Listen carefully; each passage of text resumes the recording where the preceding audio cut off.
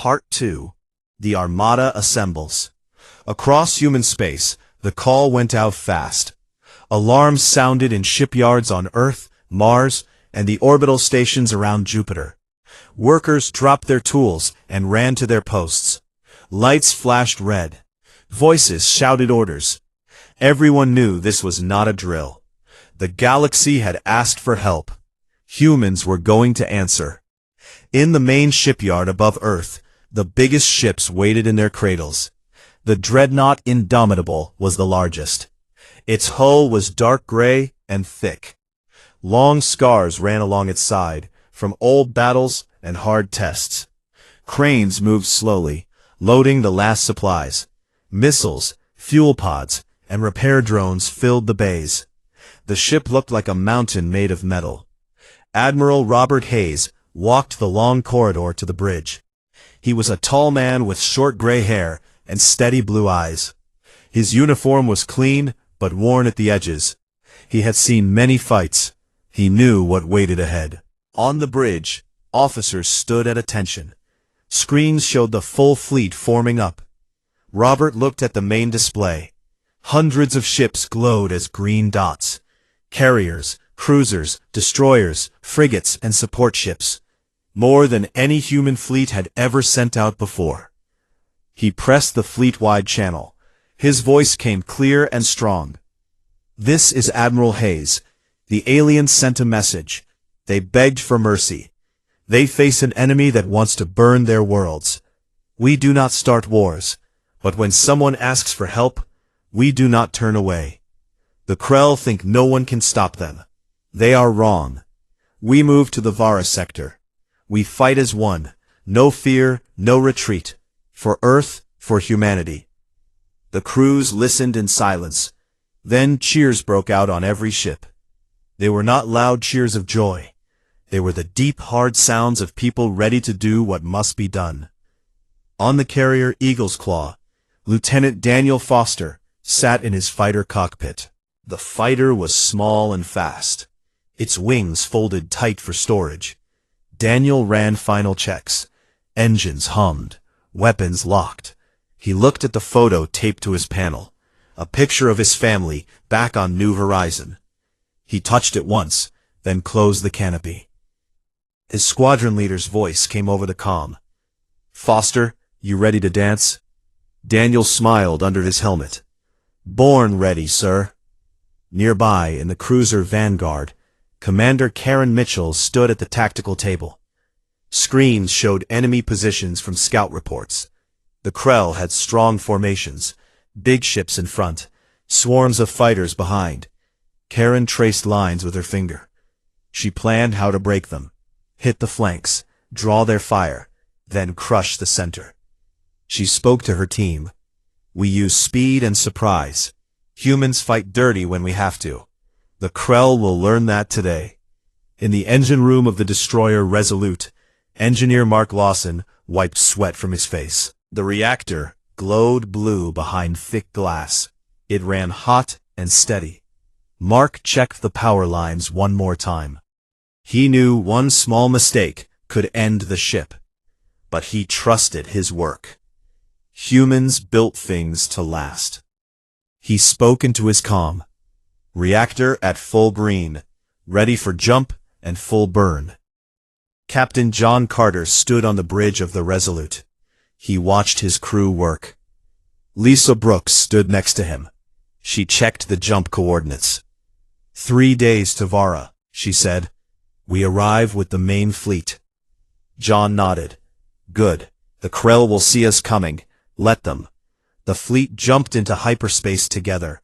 Space folded around them. Stars stretched into long lines. Inside the ships, crews rested, ate, and prepared. Some wrote letters home. Others played cards or told stories. They knew the fight would be hard, but fear did not rule them. Earth had taught them better. Alien scouts watched from the shadows of distant systems. Small sensor drones picked up the human ships. The data shocked them. So many warships, so much power. Reports flew back to the Krell Command and the Galactic Council. In the council hall on Vara Prime, Elder Liron stared at the new feeds. His thin fingers gripped the table. Look at the numbers. Hundreds of ships. They move as one. An avian representative tilted his head.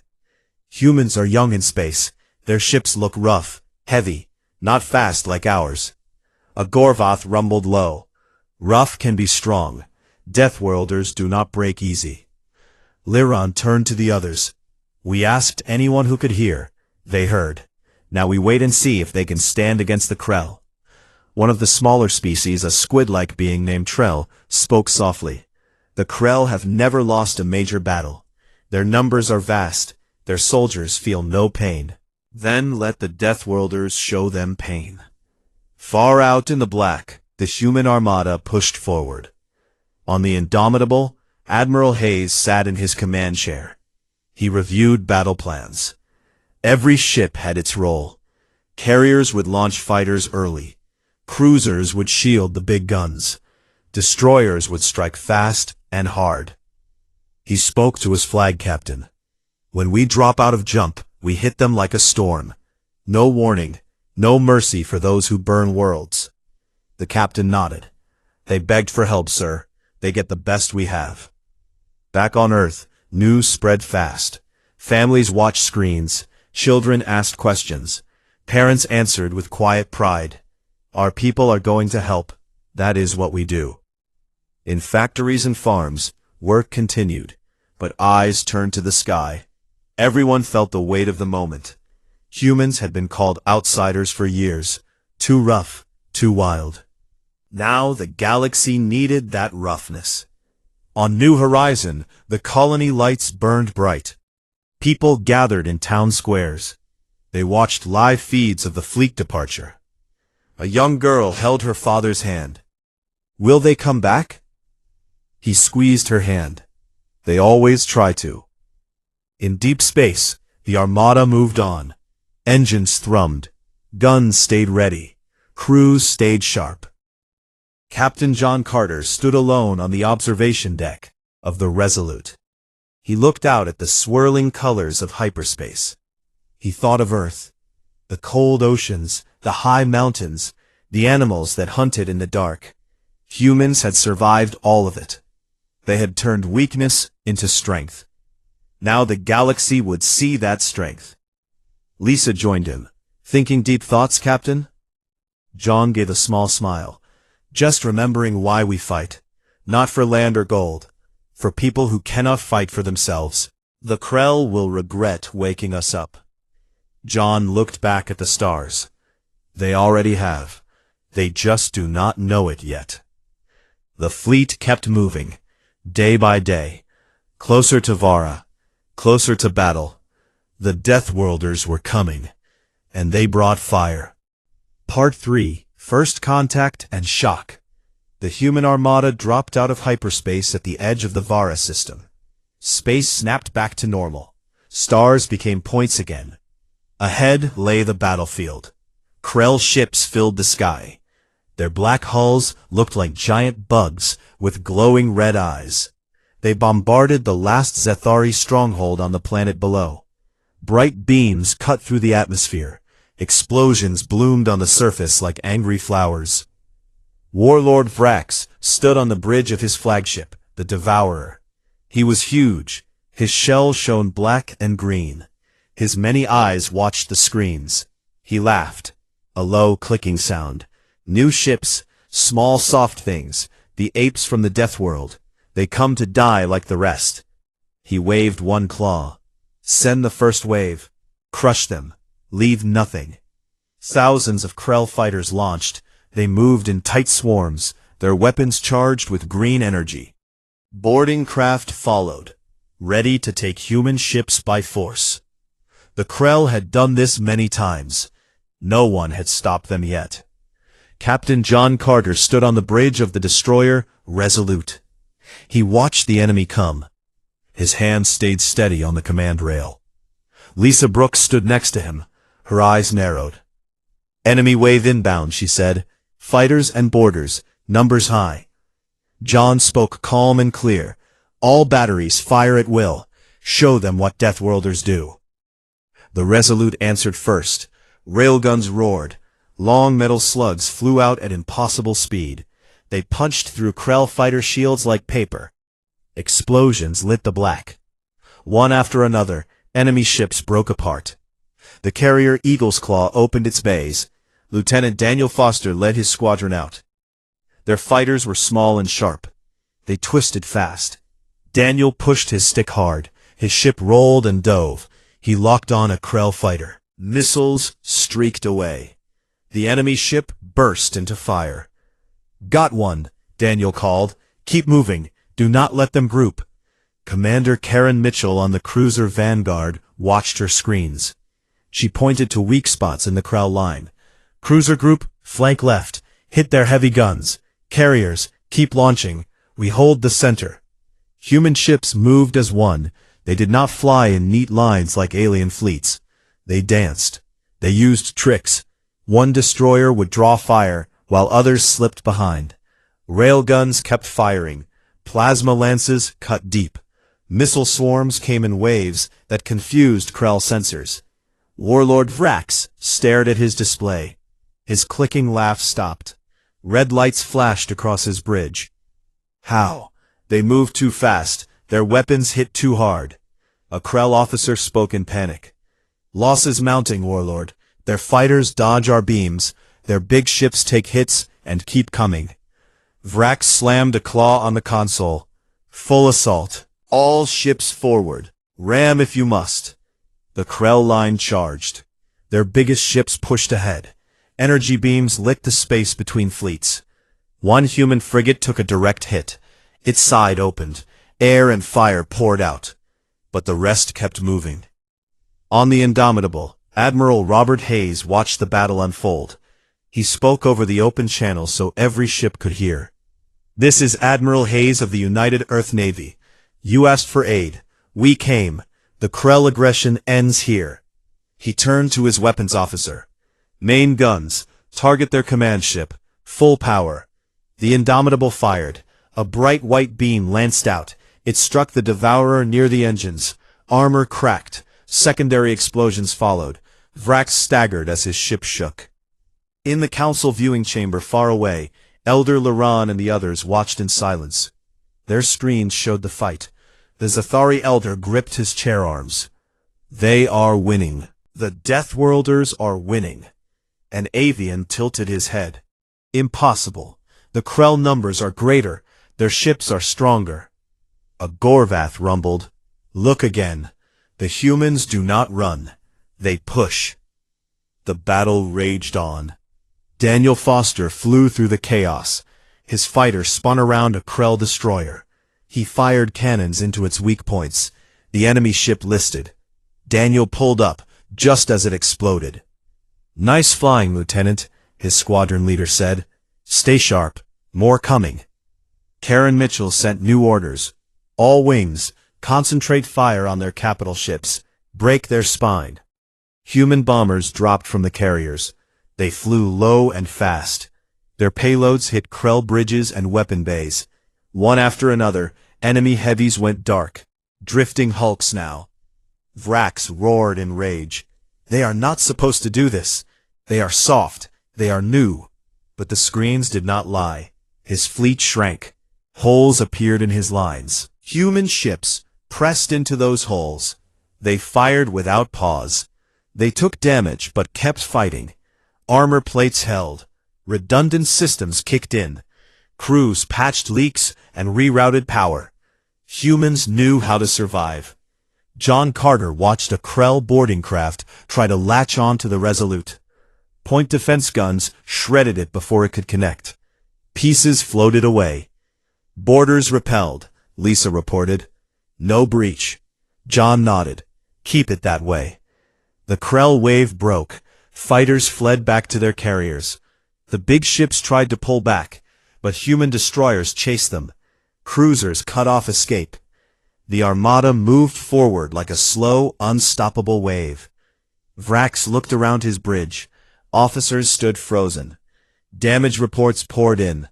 Half his fleet was gone or crippled. He hissed through his mandibles. "Fall back. All ships fall back. Regroup at the outer marker. The order went out. Krell ships turned and ran. Smoke trailed behind them. The human fleet did not chase hard. They held position. Weapons stayed hot. Fighters circled like guards. Admiral Hayes opened the channel again, this time to the Council. The first attack is broken. The Krell run. But this is not over. We stay until the threat is gone. In the Council chamber, silence held for a long moment. Then Lyran spoke. His voice shook a little. They did it. The Deathworlders turned the tide. The avian looked stunned. In minutes. The Gorvoth nodded slowly. Strong. Very strong. Lyran stared at the screen. Human ships floated among the wreckage. Their lights burned steady. No panic. No retreat. Just calm control. They shocked us all, he said. The galaxy will never see them the same way again. On the Resolute, John Carter let out a slow breath. He looked at Lisa. First round to us. She gave a tight smile. Now they know better. John looked out at the battlefield. Burning ships, floating debris, and beyond it all, the stars. This is just the start. The Krell will come back, harder. He turned to the crew. Well done. Rest shifts now. We stay ready. The bridge crew nodded. Some smiled. Others checked weapons again. They knew the real fight was coming. The Deathworlders had answered, and the galaxy watched in shock. Part 4. The Tide Turns. The Krell did not give up easy. Warlord Vrax pulled his remaining ships back to the outer edge of the Vara system. He gathered every warship he had left. Big dreadnoughts formed a wall. Smaller attack craft filled the gaps. Thousands of fighters waited in tight groups. Vrax stood on his damaged bridge. One eye was dark from a hit. His shell had cracks, but rage kept him going. These apes think they win, he hissed. We crush them now. Full charge, all weapons, no prisoners. The Krell fleet moved forward again, this time slower, but stronger. Their main guns charged to full power. Green beams lit up space like lightning. They aimed for the human center. They wanted to break the Armada in half. Admiral Robert Hayes watched from the Indomitable. He saw the enemy formation. He knew this was their last big push. Here they come, he said. All ships, battle stations. We meet them head on. But we do it our way. He gave orders fast. Carriers launch everything. Cruisers flank positions. Destroyers hit and run. Use the debris fields for cover. Make them chase us.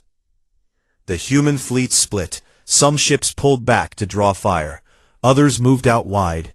They used wrecked Krell ships as shields. Fighters darted through the floating junk. Humans knew how to fight in chaos. Earth had taught them that. Lieutenant Daniel Foster led his squadron into the thick of it. His fighters screamed through space. He weaved between burning hulks. A Krell fighter locked on him. Daniel rolled hard. The enemy shot missed. Daniel turned tight and fired back. His cannons ripped the Krell ship apart. Keep them busy, he shouted to his wing. Do not let their heavies focus. Commander Karen Mitchell on the Vanguard worked her tactical board. She saw an opening. The Krell left their left side weak to push the center. Flank group, now, she ordered. Hit their engines. Cut them off. 3 human cruisers turned sharp. They poured fire into the Krell side. Railguns punched holes. Plasma burned through armor. One Krell dreadnought lost power. It drifted helpless. Warlord Vrax roared. They dare. Redirect fire. Kill those cruisers. But the humans moved too fast. They used tricks the Krell did not expect.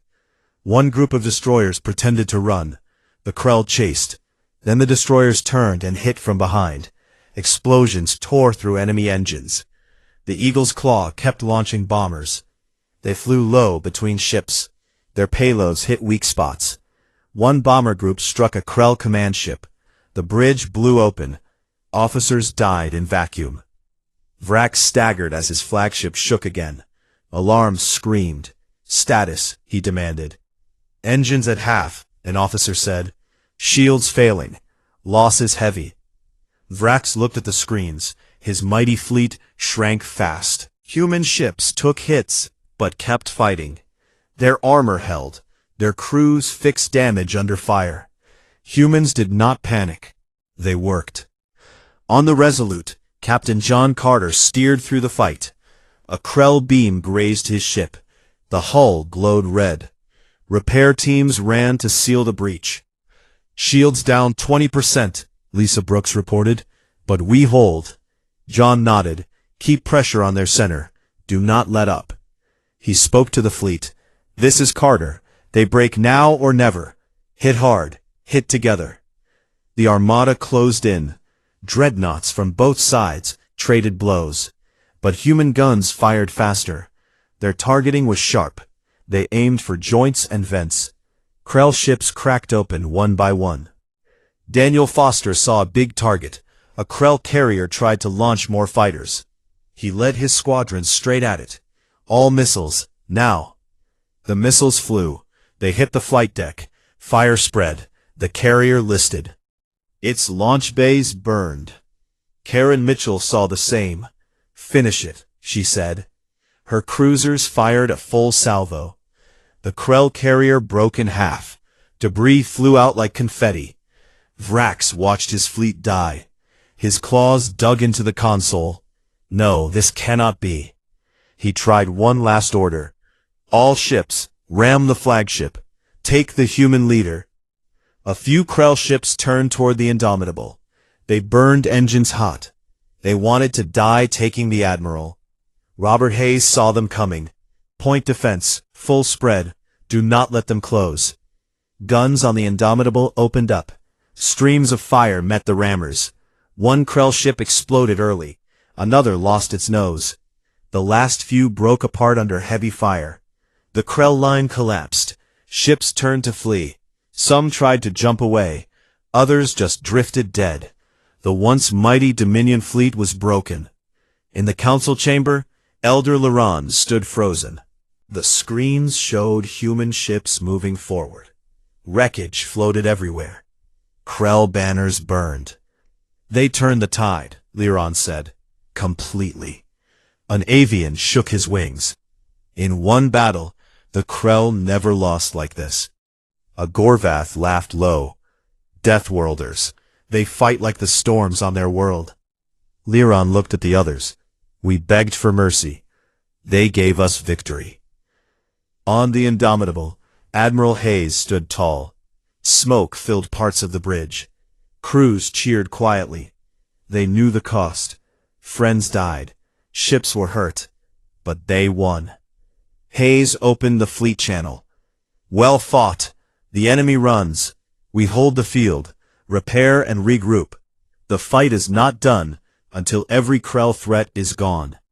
John Carter on the Resolute looked out at the battlefield. Burning ships, silent hulks, human vessels still strong. Lisa stood beside him. They thought we would break. We did not. John gave a small nod. They learn now. Humans do not quit. Daniel Foster flew back to the Eagle's Claw. His fighter was scarred, fuel low, but he was alive. Karen Mitchell shut down her tactical board for a moment. She let out a long breath. We did it. The human armada held position. Fighters patrolled. Big guns stayed ready. They had turned the battle. The Krell tide was gone. The galaxy watched.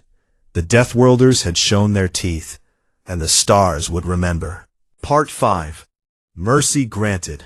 On human terms. The battle space around Vara Prime turned quiet. Smoke and sparks drifted from broken ships. The Krell fleet was gone. What remained floated as twisted metal and cold wreckage. A few small escape pods tried to run, but human fighters tracked them. No shots came. The humans let the pods go. They had no need to chase stragglers. Admiral Robert Hayes stood on the bridge of the Indomitable. His uniform had dust and small burns from near hits. He looked calm.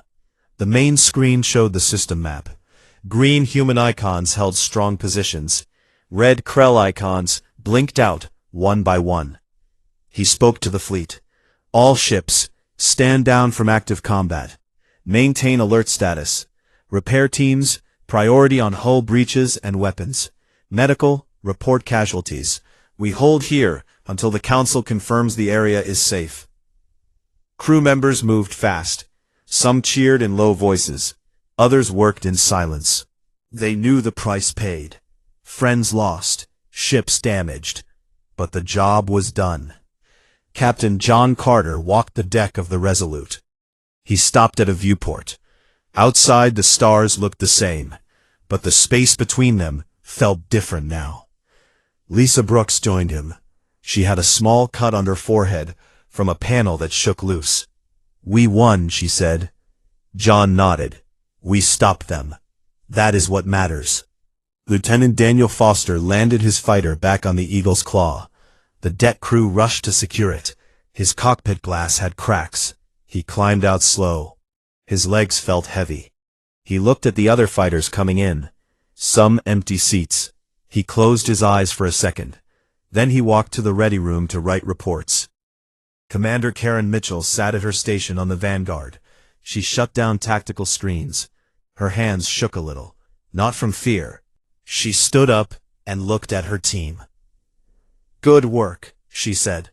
"Rest now. We may need to move again soon." In the council chamber on Vara Prime, Elder Laron watched the final moments. The big screen showed human ships in clean formation.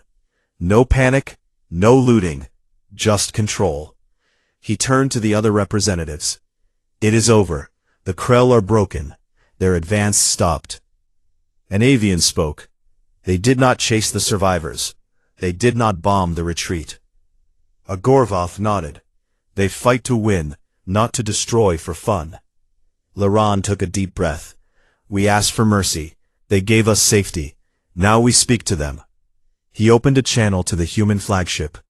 The face of Admiral Hayes appeared on the screen.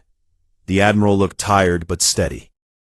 "Admiral Hayes," Laron said, "the Zathari and the Council thank you. Your fleet saved our worlds. We did not expect this strength." Hayes gave a small nod. "You sent a message. We heard it. The threat, your people can rebuild." Liron bowed his head low. "We misjudged you. We called you outsiders. Too rough, too wild. We were wrong." Hayes looked straight at the screen. "We come from a hard place. Earth does not forgive weakness. It teaches strength. We bring that with us, but we do not use it to conquer. We use it to protect." The other council members listened. Some looked ashamed. Others looked in wonder. Liron spoke again. "What do you want in return? Name your terms." Hayes paused. "No terms, no payment. We did not come for rewards. But hear this. The galaxy is big. Threats will come again. When they do, call us. We will answer. But remember who we are. Do not fear us. Respect us." Liron nodded. "We will remember." The channel closed. The council sat in silence for a long time. On the Indomitable, Hayes turned to his officers. "Prepare for departure. We head home. Leave patrols to watch the border. The council can handle the rest." The fleet began to move. Ships turned slow. Engines glowed. Fighters returned to carriers. The Armada formed up again. Not as attackers now, as guardians who finished their task. John Carter stood on his bridge. He watched the planet below. Lights came back on in the cities. Ships lifted from the surface. Life returned. Lisa stood next to him. "They will tell stories about this day." John smiled a little. "Let them, as long as the stories are true." Daniel Foster sat in the pilot lounge. He held a cup of hot drink. A friend sat across from him. They talked low about the ones who did not come back. They honored them with quiet words. Karen Mitchell walked the corridors of the Vanguard. She checked on her people. She saw tired faces, but also pride. They had faced the worst and walked away. Mark Lawson in the engine room wiped his hands on a rag. The reactor hummed soft now. Steady. Safe. He looked at his team. We kept her alive. Good job. The Armada jumped back toward human space. Hyperspace folded around them. Inside the ships, crews rested. Some slept, some talked. Some stared at the walls and thought about home. Admiral Hayes sat in his cabin. He wrote a report to Earth Command. Simple words. Victory. Casualties listed. Lessons learned. He ended with one line. The galaxy knows our name now. Not as strangers, as protectors. Far away, on New Horizon, people gathered in the main square. Screens showed the fleet returning. Cheers rose. Children waved flags. Parents held each other. They knew their people had done right. John Carter stood on the observation deck again.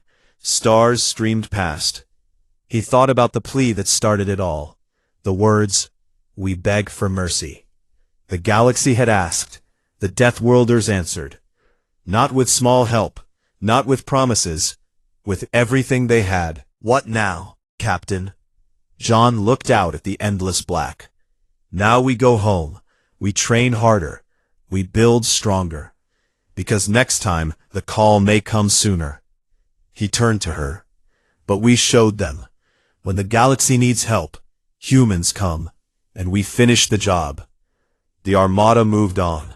Ships strong, crews proud. The stars ahead looked brighter. The Deathworlders had answered. Mercy was granted. Victory was complete. Part 1. The Desperate Plea. The big meeting hall on Vara Prime was full of noise and fear. Representatives from many alien species sat in their seats. Some had smooth skin, others had scales or feathers. All of them looked worried. For months, the Krell Dominion had attacked without stop. The Krell were big insect-like warriors. They had strong shells and sharp claws. Their ships were fast, and their weapons were deadly. They took planets one by one. They burned cities and took everything useful. No one could stop them. Elder Liron of the Zathari stood up. The Zathari were tall and thin, with soft blue skin. They liked peace and trade. Liron spoke in a calm voice, but everyone could hear the fear. Our last ships are gone. Our colonies are in ashes. If we do nothing, the core worlds fall next. We need help. Real help. Now. The room went quiet for a moment. Then everyone started talking at once. The tall bird-like avians waved their wings. The rock-skinned Gorvath hit the table with their fists. No one had a good plan. They had tried alliances before. They had tried big fleets. Nothing worked against the Krell. Liron raised one long hand. We sent messages to every corner of the galaxy. We asked for aid from every known species. Most said no. Some said maybe. But time is short. So we did the last thing we could. We sent a message to everyone. No limits. No filters. Anyone who can hear it. He pointed to the big screen in the center of the room. The screen showed the message they had sent. To any who can hear this, we beg for mercy. The Krell come for all of us. Our fleets are broken. Our people die. Come to our aid, or the galaxy falls into darkness forever. The words hung in the air. Some aliens looked down. Others stared at the screen like it was a death sentence. They had never begged before. But pride did not stop Krell claws. Far away, on the edge of known space, the message reached New Horizon Colony. New Horizon was a human world. Humans had joined the galactic community only 30 years ago. Many aliens still saw them as strange.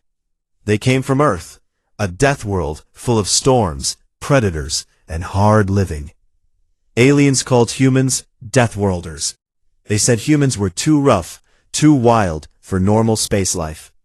Captain John Carter sat in his office on the main base. He was a tall man with short brown hair and calm green eyes. He read the message on his screen. Next to him stood his executive officer, Lisa Brooks. She had dark hair tied back and a sharp look on her face. John read the words again. They beg for mercy. Lisa crossed her arms. They never asked us before. They said we were too violent, too unpredictable. They kept us out of their fancy councils. John nodded slowly. They called us barbaric, said our history was full of wars, said Earth made us dangerous. A small smile came to his face. Now they need dangerous. Lisa looked at him. You think we should go? John stood up. They asked anyone who can hear. That includes us. We do not turn away when someone asks for help. Not our way. He walked to the communication panel and opened a secure line to Earth Fleet Command. The response came fast. A voice from the other end said, Captain Carter, we received the broadcast. Fleet Command has decided. Mobilize everything we have. The Armada forms now. John closed the channel. He looked at Lisa. Get the ship ready. We lead the first group. Across human space, things moved fast. Shipyards on Mars and Luna lit up. Huge ships pushed out of their docks. Dreadnoughts with thick armor. Carriers full of fighters. Battle cruisers with long guns. These ships were not pretty. They were built tough. Scars from old tests and real fights covered their hulls. Humans knew space could be as cruel as Earth. They built for that. Admiral Robert Hayes took overall command. He stood on the bridge of the flagship Indomitable. Robert was older, with gray hair and a strong voice. He spoke to all captains over the fleet channel. The aliens sent a plea. They asked for mercy. We will give our answer. We head to the Vara sector. No delay. No retreat. We protect those who cannot protect themselves. In the fighter bays of the carrier Eagle's Claw, Lieutenant Daniel Foster checked his fighter. It was small but fast. Daniel was young and quick. He liked to fly close and hit hard. Nearby, Commander Karen Mitchell worked on her tactical maps in the cruiser Vanguard. Karen was smart and steady. She planned moves that turned battles. Engineers like Mark Lawson ran checks on the big reactors. The reactors burned hot and long. They gave power that other species could not match. Humans lived through winters, deserts, and oceans. They built machines to match that strength.